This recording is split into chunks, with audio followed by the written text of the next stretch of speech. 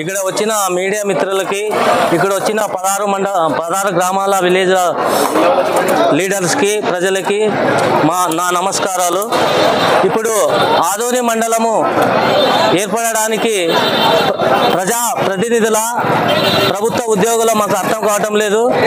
ఆదోని మండలం ఏర్పడాలంటే మదిర గ్రామము 4 కిలోమీటర్లు ఉంది.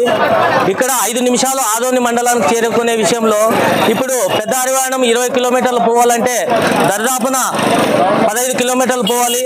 మళ్ళీ రావడానికి ఒక 15-30 కిలోమీటర్లు. అది ఏ ప్రజాప్రతినిధులు చెప్పినారో, ఉద్యోగులు చెప్పినారో అర్థం కావటం లేదు. కాబట్టి ప్రజల్లో విప్లవం వచ్చిందంటే అది ప్రజా ప్రతినిధులు ఏమైపోతారో మీకేది అర్థం కావాలి. కాబట్టి ఇది ప్రతి గ్రామంలో తీర్మానం చేసుకోవాలి.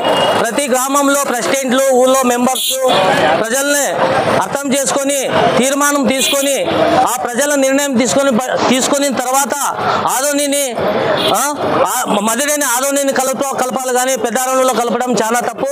ప్రజల్లో విప్లవం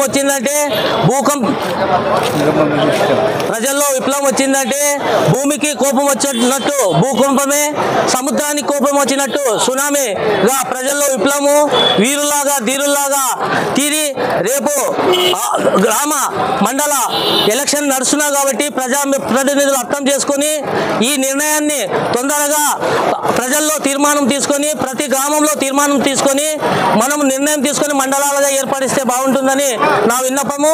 నా పేరు అయ్యాలప్ప, మదిరే.